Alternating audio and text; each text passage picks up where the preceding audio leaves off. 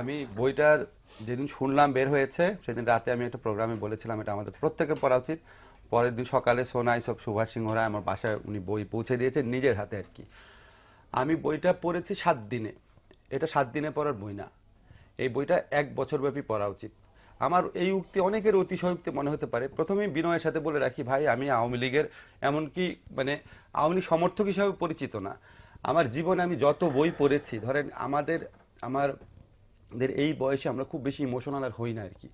এই বইটা পড়ে আমি 4-5 জায়গায় কেঁদেছি আর কি। এবং আমি সুভাষকে একটা টেক্সট করেছিলাম যে মানে একটা মানুষ এত স্যাক্রিফাইজিং হতে পারে।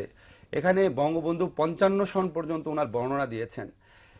এই বই পড়লে মানুষের হতবাক, বিস্মিত, মানে অকল্পনীয় একটা রিয়ালাইজেশন সামনে যাওয়া ছাড়া উপায় নাই।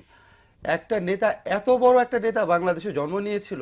আমার প্রথম কষ্ট এই বইটা পড়ে যে এত বড় একটা নেতা বাংলাদেশে জন্ম নিয়েছিল, আমরা কোনোদিনও রিয়ালাইজ করতে পারলাম না until the publication of this book. আমি রাজনীতির বই কম পড়ি নাই, বঙ্গবন্ধু নিয়ে যারা লিখেছেন তাদের যে কোনো বইয়ের চেয়ে বঙ্গবন্ধুর নিজের আত্মজীবনী অনেক অনেক বেশি অসাধারণ ইন টার্মস অফ এভরিথিং। সাহিত্য মূল্য বলেন, ইম্পার্শিয়ালিটি বলেন, অবজেক্টিভিটি বলেন, স্টোরি টেলিং ক্যাপাসিটি বলেন। এবং আমি আপনাকে কি বলবো, আমি এই বইটা পড়ে আমার কয়েকবার মনে হয়েছে আমি একটা আর্টিকেল লিখি যে শেখ হাসিনাকে ধন্যবাদ, যিনি এই বইটা আমাদের সামনে হাজির করে দিয়েছেন। আমি অনেক বড় সমালোচক সরকারের শেখ হাসিনা, কিন্তু এই যে একটা কাজ উনি আমাদের করে দিয়ে গেছেন, এবং এই বইটা আমি পুঙ্খানুপুঙ্খভাবে চেষ্টা করেছি বোঝার জন্য এখানে কোনো কিছু ডিস্টর্ট করা হয়েছে নাকি। এখানে কোনো কিছু ডিস্টর্টও করা হয় নাই। কেন করা হয়নি আপনাকে বলি।